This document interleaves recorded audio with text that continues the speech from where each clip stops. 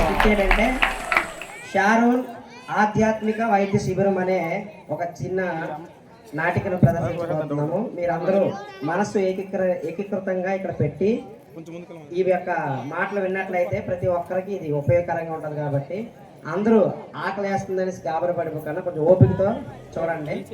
ఎగ్జాక్ట్గా 15 నిమిషాలు అయిపోతుంది. ఏంటి స్కిట్? షారోన్ ఆధ్యాత్మిక వైద్య శిబిరం. ఇక్కడ వైద్యం అనేది ఆధ్యాత్మికంగా జరుగుతుంది, అది గుర్తుపెట్టుకోండి ప్రతి ఒక్కరు మైండ్లో. Okay right. చెల్లి కదపకమ్మా, ఇది కదపకో, ఇది ఒకటి కదపకండి. అందరూ బాగున్నారండి. నా పేరు సాత్విక్. మరి నేను ఉద్యోగం కోసం ఎదురు చూస్తున్నాను. ఎందుకంటే మా అమ్మకి నేను డాక్టర్ అవ్వాలని ఆసక్తి. అలాగే నేనైతే ఒక పెద్ద కంపెనీ అధినేతగా సీఈఓగా ఉండదు నా ఆలోచన. మరి 2 ఆలోచనలు కట్టుకుంటూ పోతే మరి చివరిగా నేను ఏమైనంటే ఒక హాస్పిటల్లో కాంపౌండర్గా నేను జాయిన్ అయ్యానండి. నా కర్మ ఖాళీ. సో మరి ఇంత చదివినా మరి చివరకు నేను కాంపౌండర్గా జాయిన్ అయ్యాను. జాయిన్ అయ్యి కొన్ని దినాలు అక్కడ పనిచేశాక నన్ను తీసేశారన్నమాట డ్యూటీ నుంచి. ఎందుకు నాకు అర్థం కాలే. అదే విషయం ఎందుకు నన్ను తీసేశారు నాకేం అర్థం కాలే. అది మీకేమైనా అర్థమైతే నాకు తెలియపరచండి. అసలు జరిగింది ఏంటంటే ఉదయం లేచి నేను డ్యూటీకి వెళ్ళాను. బాబు నువ్వు డ్యూటీకి మరి రావాల్సి లేదు, చక్కగా తట్టబొట్ట సర్దుకొని ఇంటికి వెళ్ళిపోయి అన్నారు. నాకు మరి ఏంటి అర్థం కాలే. అక్కడ ముందు రోజు జరిగింది ఏంటంటే ఒక పేషెంట్ మా దగ్గరికి వచ్చారనమాట. వస్తే ఆ పేషెంట్కి ఆపరేషన్ చేయాలి, గుండె ఆపరేషన్ చేయాలి. గుండె ఆపరేషన్ చేయమంటే ఆ సమయంలో డాక్టర్ లేరు. ఆ డాక్టర్ షుగర్ పేషెంట్ లాంటి, కాకపోతే భోజనం కానీ ఇంటికి వెళ్ళిపోయారు అనమాట. మరి ఆ సమయంలో వస్తే ఎవరు లేకపోతే ఎవరు చేస్తారు? నేనే చేయాలి. మరి నాకైతే కొరత వచ్చే జ్ఞానం, నాకంటే ఆ డాక్టర్ చదివే జ్ఞానం లేదు. కాబట్టి నేనైతే ఆ పేషెంట్ని డీల్ చేశాను. చేసి ఏం చేశానంటే గుండె ఎటువైపు ఉంటుందండి? ఓకే, మీకు డాక్టర్ చదవకపోయినా మీకు గుండె ఎటువైపు ఉందో మీకు తెలుసు. బట్ నాకైతే డాక్టర్ చదువు గుండె ఎటువైపు ఉందో ఆ సమయంలో మర్చిపోయాను అనమాట. నేను గుండె ఎడం వైపు ఉంటే కుడివైపు కోసి ఆపరేషన్ చేస్తారండి. చేస్తే జరిగింది ఏంటంటే ఆ పేషెంట్ చనిపోయారు అనమాట. చనిపోతే అప్పుడు డాక్టర్ మీద కేసు పడింది. సంథింగ్ అలా జరిగాక డాక్టర్ వచ్చి నన్ను నెక్స్ట్ డే వచ్చాక నన్ను తీస్తారనమాట. నువ్వు మరి రావద్దమ్మా, నువ్వు మంచి సత్కారం చేస్తావు మా హాస్పిటల్కి, జాగ్రత్త ఇంటికి వెళ్ళిపోయి పడుకొని చెప్పేసి అన్నారు. అయితే నా ఉద్యోగం పోయి నేను బాధలో ఉన్నాను. బహుశా ఇప్పుడు నేను ఉద్యోగం కోసం ఎదురు చూస్తున్నాను. నాకు ఎక్కడైనా మంచి ఉద్యోగం దొరికితే మీకు ఏదో తెలిస్తే నాకు చెప్పండి.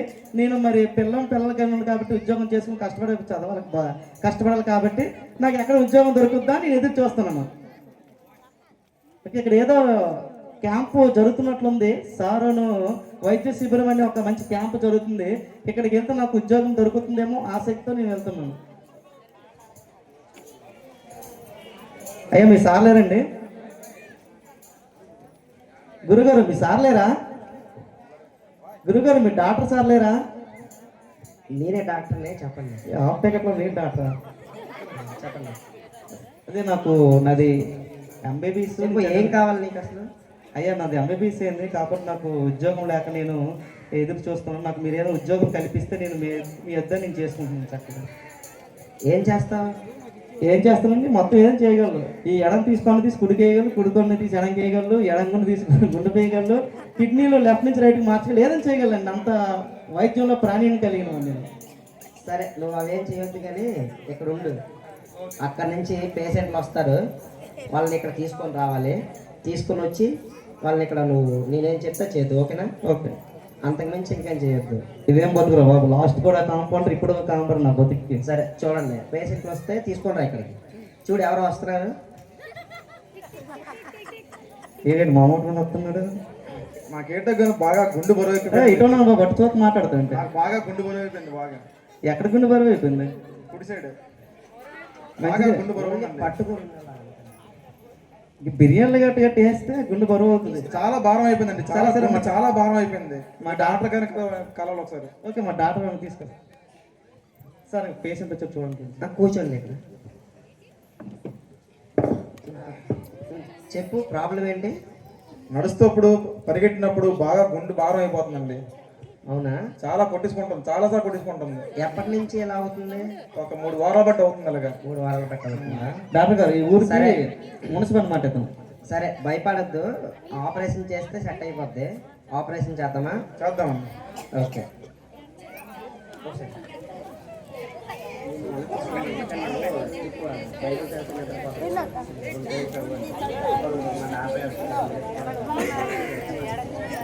ఓకే, ఆపరేషన్కి రెడీ చెయ్యు. ఓకే ఓకే గురువు. గురువు ఈలోపు కొంచెం చదవండి.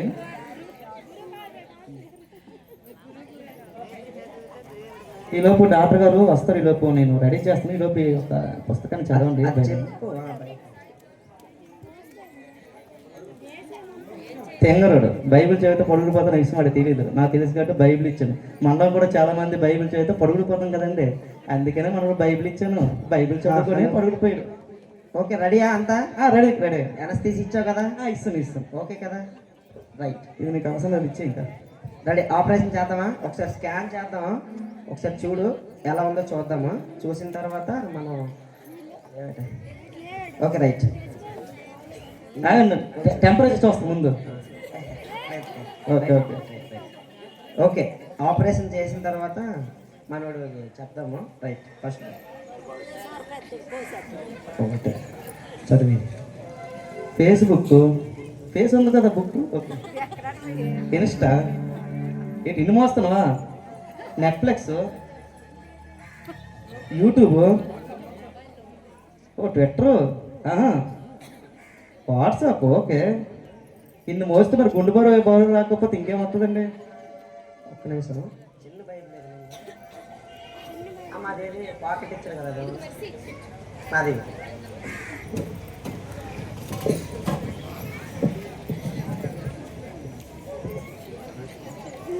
Okay, operation success. మనోడు లెగిసాక పంపించే ఆపరేషన్ అయిపోయింది మనోడికి. ఇక్కడ నుంచి ఆడికి ఏం ప్రాబ్లం ఉండదు. నువ్వు నాకు చెప్పు ఏం చేసావు మనం తీసుకెళ్తాం. లాడ్జ్గా పడుకుని బాబు. ఓకే, బాగానే ఉంది కదా ఇప్పుడు? కొద్దిగా బాగుందండి, పర్లేదండి. ఓకే, ఏం చేశారు?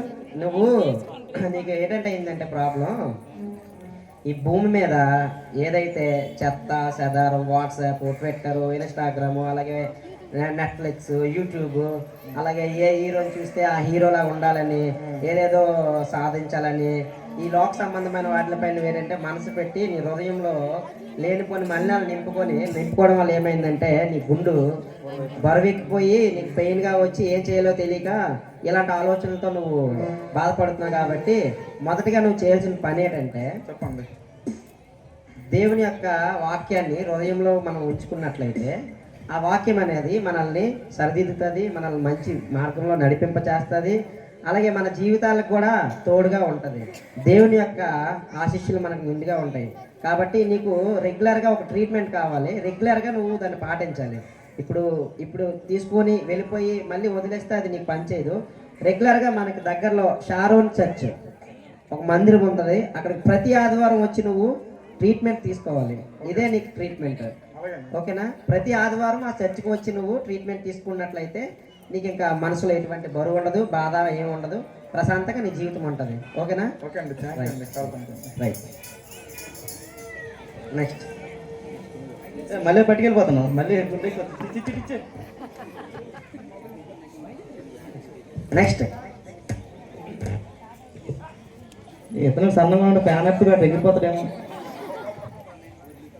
అంటే డాక్టర్ గారు ఉన్నారండి? డాక్టర్ గారు ఉన్నారండి. ఏమండి? ఏమో అర్థం కావట్లేదు. రాను సమయం అయిపోతుంది ఎంతైనా సరే. రే బాబు, ఏం పేరు నీ పేరు? నా పేరు డానియల్ అండి. తింటున్నావా లేదా? తింటున్నానండి. మొన్న క్రిస్మస్ పండుగ వచ్చింది కదా, గట్టి తిన్నానండి. ఆరోజు కూడా. అది కాదు, బాగా సన్నగా ఉన్నావు కదా, అసలు తింటున్నావా? తింటున్నావా? తినట్లేదండి. అప్పుడప్పుడు పండగలు పబ్బాలకే తింటున్నాను. నీకు అప్పుడప్పుడు పండగకి పబ్బాలు తింటావా? అవునండి. మరి రోజు రెగ్యులర్ గా ఫుడ్ తీసుకోవా? లేదండి. ఏ పండగలు పబ్బాలకి ఏ ఖాళీ ఉండట్లేదు. మా పనుల్లో బిజీ అయిపోతున్నాం. అదే పండుగలకి అయితే ఖాళీగా ఉంటాయి కదా. అంటే పనులుంటే తినడం మానేస్తారా? లేదండి, కుదరట్లేదు మరి. అవునా? అంత బిజీయా మీరు? చాలా బిజీ. ఓకే, అయితే నీకు ప్రాబ్లం అయితే ఏం లేదు. నువ్వు ఎవ్రీ డే స్టార్టింగ్తో నువ్వు 3 పూట్ల బాగా భోజనం చేస్తే నీ యొక్క ప్రాబ్లం క్లియర్ అవుతుంది. అయితే నువ్వేం చేయాలంటే ఫుడ్ తిను, బాగానే ఉంటావు. అలాగే నువ్వు తీసుకోవాల్సింది ఇంకోటి ఉంది. ఏముందంటే ఏదో పండనుకో పబ్బానికో కాకుండా ప్రతిరోజు మనం దేవునితో సహవాసం గడిపినట్లయితే మనం ఆరోగ్యంగా మన ఆత్మ ఎప్పుడు హెల్దీగా ఉంటుంది. ఇలా బక్క చిక్కిపోయి ఏది వస్తే దానికి భయపడిపోయి పడిపోకుండా మళ్ళీ నించొని దేవునితో సహవాసం చేయడానికి మనకి తోడ్పడుతుంది, సహాయం చేస్తుంది. అంటే నువ్వు రెగ్యులర్గా ఏం చేయాలంటే దేవుని వాక్యాన్ని రెగ్యులర్గా తీసుకోవాలి. అప్పుడప్పుడు ఏదో క్రిస్మస్కో లేకపోతే న్యూ ఇయర్కో లేకపోతే ఉపవాస ప్రార్థన అని దేనికో నువ్వు వచ్చి వెళ్ళిపోయినట్లయితే నీ జీవితం ఇలానే ఉంటుంది, ఇలాగే సన్నగానే ఉంటుంది. కాబట్టి నువ్వేం చేయాలంటే ఎవ్రీడే ఎవ్రీ సండే ప్రతి ఒక్కరూ కూడా ఎవ్రీ సండే నువ్వు చర్చికి వచ్చి చర్చిలో దేవుని వాక్యాన్ని నేర్చుకున్నట్లయితే, దేవుని వాక్యాన్ని నువ్వు నీ హృదయంలో భద్రపరుచుకున్నట్లయితే నీ ఆరోగ్యం బాగానే ఉంటుంది, దేవునితో సహవాసం కూడా బాగానే ఉంటుంది, ఇంకా నీకు ఏ సమస్య కూడా ఉండదు. ఓకేనా? సరే సరే. నువ్వు హ్యాపీగా ప్రతిరోజు ఫుడ్ తిను, నీకు నచ్చింది. ఫ్రూట్స్ అయితే ఫ్రూట్స్, అన్నం అయితే అన్నం, ఏది నచ్చితే అన్నీ తింటాను. ఓకే చెప్తారు కదా, ఫాలో అవుతుంది. ఓకే, అది చెయ్యు తప్పకుండా. అప్పుడప్పుడు కాదు, ప్రతిరోజు మన దగ్గర ఏదైతే చర్చ్ ఉందో సారోన్ చర్చ్, ఆ చర్చ్కి వచ్చి దేవుని యొక్క వాక్యాన్ని నేర్చుకో ప్రతిరోజు. ఓకే, తప్పకుండా. Thank you. నెక్స్ట్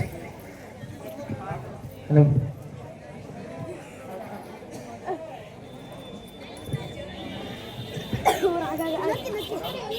నమస్కారం అండి. నమస్కారం, చెప్పండి. డాక్టర్ ఉన్నారా? డాక్టర్ ఉన్నానండి. కూర్చో. ప్రాబ్లం ఏంటి? నమస్కారం అండి. నా ప్రాబ్లం ఏంటి? 24 గంటలు మొబైల్ చూసుకుంటూ ఉంటున్నారు సార్. అవునా? కాలేజ్కి వెళ్ళట్లేదు, స్కూల్కి వెళ్ళట్లేదు. మీరు ఫాదరా? అవునండి. ఓకే బాబు,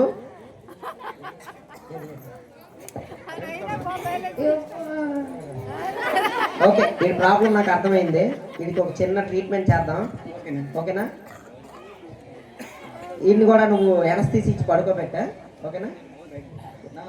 వస్తాను, రెడీ చేయి.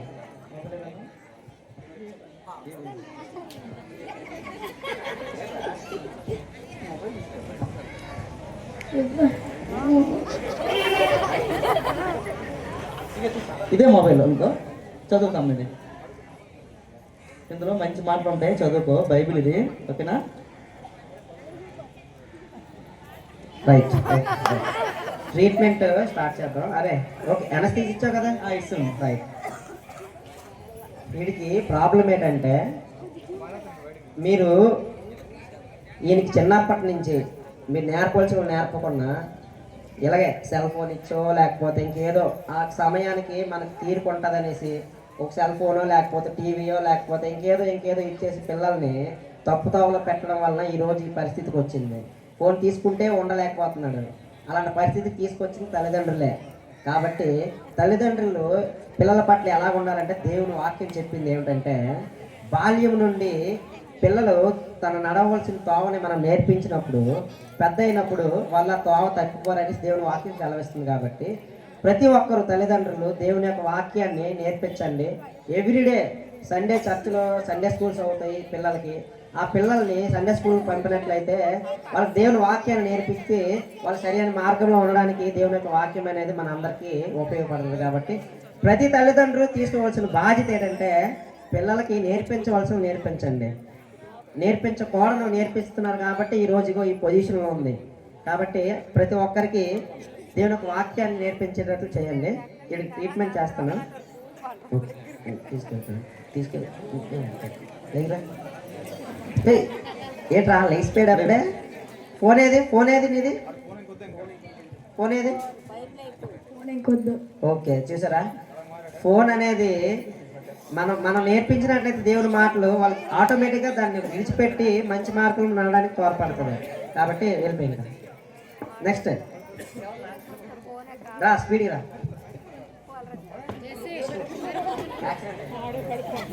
ఇది ఎమర్జెన్సీ యాక్సిడెంట్ కేసు. ఇది కూర్చో. సార్ కొంచెం ఎమర్జెన్సీ కేసు అది. అన్కాన్షియస్. ఏమైంది డాక్టర్ గారు? ఈడు ఏంటంటే ఎవరు బండి ఇచ్చాలండి ఆ బండి ఎక్కిపోతారండి. ఇంకా ఎవరైనా చూడండి, యాక్సిడెంట్ అయిందండి ఇప్పుడే జస్ట్. ఇంకా అయ్యో బాబోయ్, అంతా బ్లడ్డే. ఎవరు పిలుస్తారండి? ఇంకా బండి ఎక్కిపోతారు. ఇంకా ఇంకెవరు చూడరు. ఇంకా ఓకే మొత్తం బ్లడ్డే ఉంది. ఆపరేషన్ చేద్దాం. ఓకేనా? ఆపరేషన్ చేసినట్లయితే బాగుంటుంది. చేసి ఎలాగైనా బతికించండి. అరే ఇలా పట్టుకుని వెళ్ళిపో, ఇది పట్టుకుని వెళ్ళిపో. రైట్, పట్టుకుని.